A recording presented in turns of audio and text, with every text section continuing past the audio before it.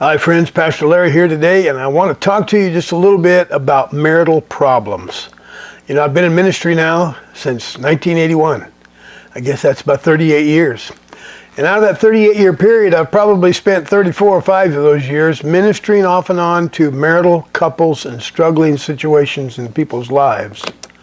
I've ministered to, I've done a lot of premarital counseling, talking to the young men, young women who are heading toward the altar for marriage, and trying to help them get a footing and get a foundation on which to build their relationships. And all this time, I've noticed many couples who are stressed in their relationship because of something that went on years before they ever met each other. That's right. Issues of your past can be triggered on a daily basis, and it can cause you to wonder if your spouse is a friend or an enemy. You see, as you go through life, your mind's constantly interpreting your experiences, and if you're interpreting interpersonal relationships, which is the majority of our life, then your mind's going to misinterpret much of it, because your mind doesn't have enough information to interpret an interpersonal relationship struggle accurately. Because you need to know, your mind has to know what the other person has felt and feels and experienced and so forth, as well as what you've experienced and feel and so forth. Well, there's no way your mind can know that, see. So what happens in our interpersonal relationship struggles down through our life is we misinterpret the majority of them, which means this: we usually put lies in our mind, and they consistently are blaming us. We're blamed for the issues that we're struggling with. That's what our mind does. Your mind automatically just blames you. Well, if you hadn't done this or done that, if you just said this or said that, then this person wouldn't have been angry, or so forth, so on. And you're always you're automatically interpreting that experience with the lie. Now, most people think, well, you know, let's learn to reinterpret. You can't. It's an automatic function of the subconscious mind, and it's not something you have control over. It's an automatic function that God gave your brain so it could protect you in the physical realm. Smash your thumb, burn your hand, so forth. You're not going to do it again, because why? Your mind reminds you of a situation similar to that you got burnt once or got hurt once, and it's not going to let you do the same thing twice, you see. In the emotional realm, your mind hadn't got a clue whether you're being attacked physically. It doesn't know if you've been hurt physically, or if you have been hurt emotionally. Your mind doesn't know that. It doesn't have a clue. All it knows is there's stress on your body, and your mind automatically interprets that, so that you can have an interpretation. Every memory has a picture, an interpretation, and a feeling associated with it. And if that interpretation is wrong, you're going to believe lies to be true about yourself. How does that affect your marriage today? Well, glad you asked. As we go through life with our spouse, things happen. I might say something to my wife, totally innocent of I'm not trying to hurt her at all, let's say, for instance. This has happened quite a lot in my earlier years of marriage. I would say something, and my wife, it would trigger something in her, you see. And all of a sudden, she'd look at me like, well, why'd you make me feel that way? Here's the thing I want you to learn. No human being has the power to make you feel anything. It's what we believe about ourselves that causes us to feel. See, our emotional pain comes from what we believe to be true about ourselves. If we believe a lie, then of course it's going to be painful. That's why God gave you emotions. God gave you emotions so you could determine when you believe lies to be true about yourself and when you're recording lies in your subconscious mind. Because that lie in your subconscious mind, when it comes to interpersonal relationships, will 99 and 9/10% of the time send you in the wrong directions, make you say the wrong thing, make you act the wrong way when that memory is triggered.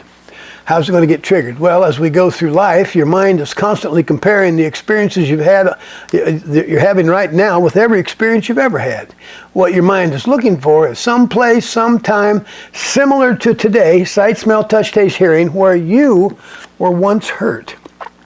In that memory where you were once hurt, your mind flags it. You're going to feel what you felt back when you were hurt, you see.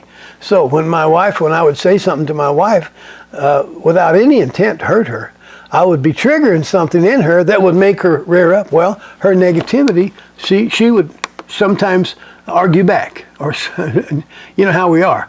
When you feel like somebody's made you feel bad, then what do you feel like you got to do? Well, you got to get even somehow.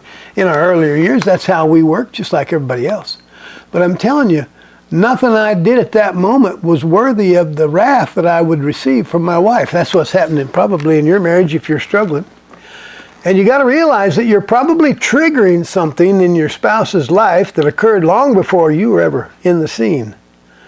Now, unfortunately, that kind of an issue can create a tit-for-tat type of argument situation where he hurt me or he hurt her. Now she feels like she's got to get even, stand her ground, and then back and forth it goes, you see. There's never any end that's good in those situations. And most people aren't, in a lot of ways, mature enough in the spirit realm or in the emotional realm to be able to swallow it and seek God to find out what's going on. Now, that's not everybody, but most people aren't. That's what causes marriage stress. See, when you stood at the altar and said, I do, you were marrying somebody you loved, somebody you were willing to stand in front of God and confess that you were there for them and that you would be with them forever, till death do you part, you said. Well, that's the same person you married. Well, you say, well, they're not the same person today that I once married. Well, that can be good news, but it can also be bad news. But really what it is, it's no, you're getting closer and you understand them better, you see. And now they're having this opportunity to trigger you, making you feel like they're not either the knight on a white horse or a damsel in distress.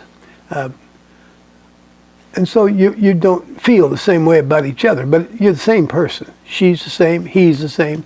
Same person, you see. What's happening? Well, problems from your past are being triggered. Now, those are easily repaired. I want to go into a little series, and I want to teach more on this very subject. I want to teach, number one, there's a way to heal those memories that are painful that occurred back way before you met your spouse. I'm going to talk about that in the next teaching. That pain can be erased if you just know how to work with it. And I've worked with hundreds of people like this, and I see them change all the time. And that's important in most marital struggles. We ought to take, I want you to understand, when I take a look at marital problems, I take it in a two-phase process. Number one, eliminate the pain that's being triggered on a day-to-day basis that's causing this stress. Eliminate that. Get that healed, both in him and her. Second phase is then to teach how to get those needs met, who to put on the pedestal, who to take off the pedestal, and learn how to work with each other and with God in dealing with life and meeting needs and all that good thing. See, we can get really selfish as married people, and unless somebody's there to help us, we'll continue getting more and more selfish, and we continue to be harder and harder to work with. And I want to help you in this area. So this is teaching number one. There will probably be 3, maybe 4. But I want to talk to you about how to heal. The next lesson, if you will, next video, is going to be how to heal pain from your past. How to get rid of that stuff that occurred long before you met your spouse. How to get rid of that stuff that's probably being triggered, causing you to feel pain, causing you to respond in negative ways yourself. And that'll be our next teaching. So listen, I want to help you. I want to help. Marriage is a sacred place. Marriage is a sacred thing from God. And I tell you what, our nation's falling apart because our marriages are falling apart. We have a young millennial generation who's not getting married because they don't see any positive signs to marriage. I can understand that.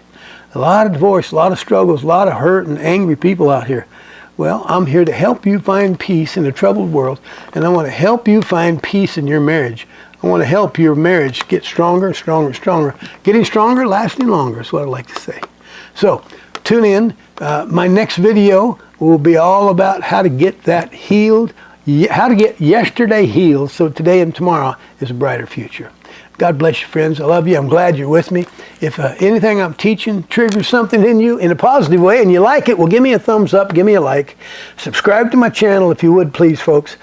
Send me an email right there on my email address. Send me an email. Let me know you're there. I'm here to help you. I'm here to help you find strength and to help you find peace where you think maybe there's no way of getting peace. So, my friends, hang in there. God's got a plan for you, and God's got healing for you that'll make life make sense. God bless you. We'll see you on the next recording. Bye-bye.